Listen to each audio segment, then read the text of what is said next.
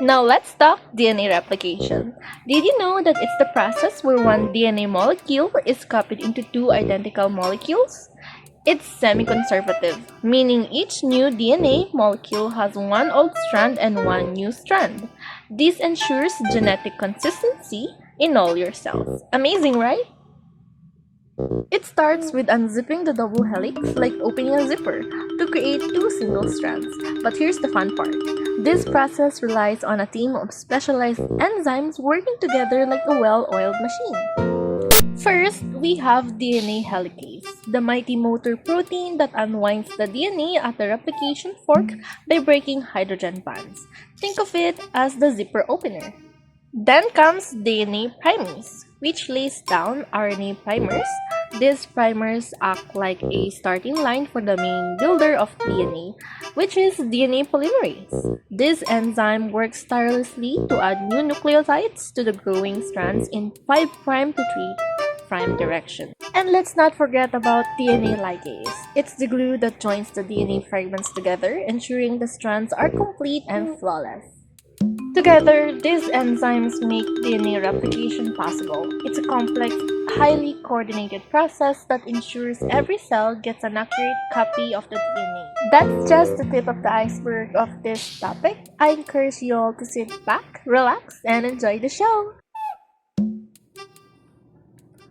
Hi there! Let's start DNA replication with its first step, the formation of the replication fork. It means that DNA double helix must unwind and prepare itself for duplication. But here's the fun part. These strands are held together by base pairs. Base pairs always follow a specific rules, like best friends who always stick together. Adenine always pairs with thymine, and cytosine always pairs with guanine. This unwinding begins at a special location in the DNA called the origin of replication or ORI, which is the adenine and thymine base pairs, because they are easier to separate due to their fewer hydrogen bonds. The initiator protein called helicase will recognize the ORI and will sift through the DNA, breaking hydrogen bond and splitting the strand apart. This action creates Y-like structure called the replication fork. But wait, all this unwinding creates tension in the DNA strands, making it harder to work. That's where DNA topoisomerase comes in. It relieves this tension by making tiny nicks in the DNA to keep it relaxed and ready. To prevent the strands from snapping back together, single-strand binding proteins step in. They act like stabilizers, holding the strands apart and keeping them safe from damage. And the replication fork is now set. The DNA is now ready to proceed to the next phase of replication, the initiation.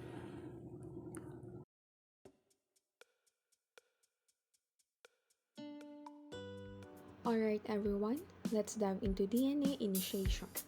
It all begins at specific sites called origins of replication. Now, look closely. Do you see that enzyme? That's DNA helicase. At this point, DNA helicase unwinds the double helix at the replication fork where the replication process occurs, causing tension and supercoiling ahead. This is alleviated by topoisomerase enzymes which cut and rejoin the DNA strands to ensure smooth unwinding.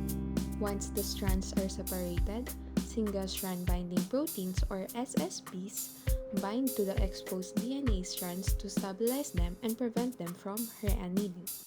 Next up, primase synthesizes a short RNA primer about 10 nucleotides long. This primer is made up of RNA bases, adenine pairs with uracil, and guanine pairs with cytosine, which complements the DNA template. What's unique here is that uracil replaces thymine in RNA, serving as a temporary stand-in to be replaced by DNA later. The RNA primer provides the 3' hydroxyl group that DNA polymerase needs to get started. Now, here comes DNA polymerase. Watch closely as it attaches to the primer and starts adding DNA nucleotides. Notice how it works in the 5' to 3' direction. That's because DNA polymerase can only add nucleotides to the 3' end. It always moves forward, ensuring that the new strand is complementary to the DNA template, forming a continuously built leading strand. DNA polymerase synthesizes the lagging strand in Okazaki fragments, which are later joined together. And there you have it, the initiation of DNA replication in action. The process gets off to a smooth start. Remember, the RNA primer enables DNA polymerase to begin synthesizing the new DNA strand. As replication progresses, the RNA primer will be removed and replaced by DNA, ensuring a complete and accurate replication of the genome. Now, let's see how the magic happens in elongation.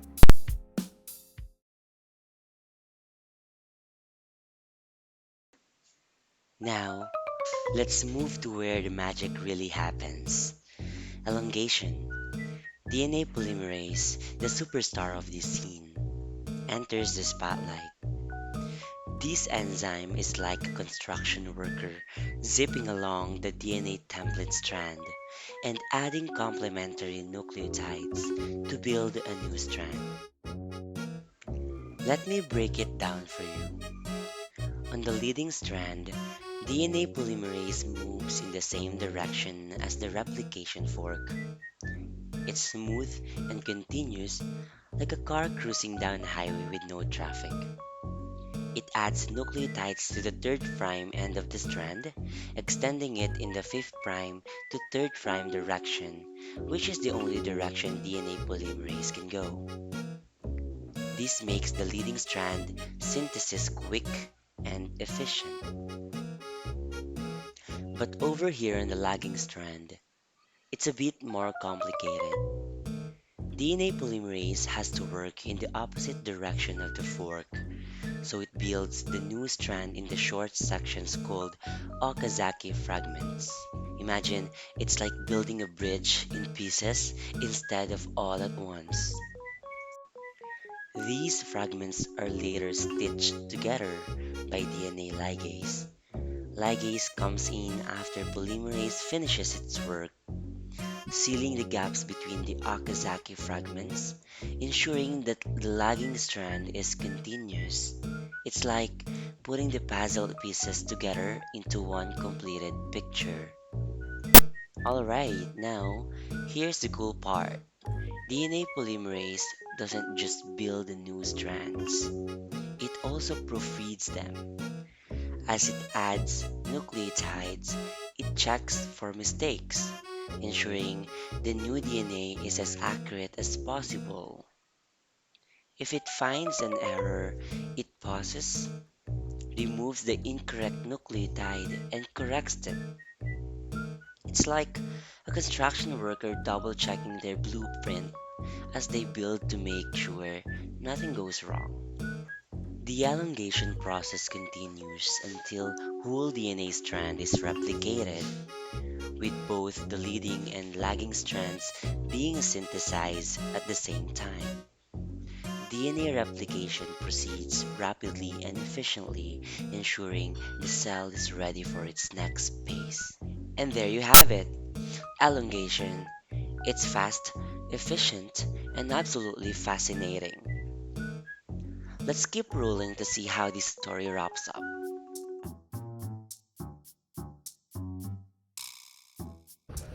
That's enough information for you, JD. Can we move on to termination? Yes? Okay, that's good. Hi there, friends. Today I'm going to tell you about how DNA replication ends. It's like finishing a craft project. Everything has to be cleaned up and completed properly. Let's go. Imagine you're drawing a picture and you've used a pencil to sketch it first. Those pencil marks are like RNA primers. They help get things started but can't stay there. DNA polymerase is like an eraser and a pen in one. It removes the primers through the activity of exonuclease and fills in the gaps with DNA. Handy, right? But sometimes mistakes happen. DNA polymerase is also a great proofreader. It checks for errors and fixes them. Think of it as a teacher grading your work and making corrections so everything is perfect. Now here's the tricky part. At the very end of your DNA strands, when the RNA primer is removed, there is no place for DNA polymerase to grab onto and fill the gap. This is called the end replication problem. Luckily, our DNA has a clever solution. It adds telomeres, like protective caps at the ends of shoelaces.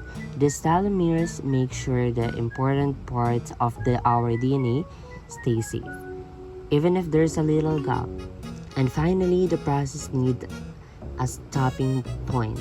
DNA has special stop signs called tear sequences. Proteins called TUS bind to the spots to tell the replication forks to stop, like traffic lights. That's how everything ends neatly. And there you have it. DNA replication ends by cleaning up, fixing mistakes, adding protective caps, and stopping at the right place. Isn't that amazing? DNA is super smart. Oh, thanks for learning with me. See you next time for more science fun.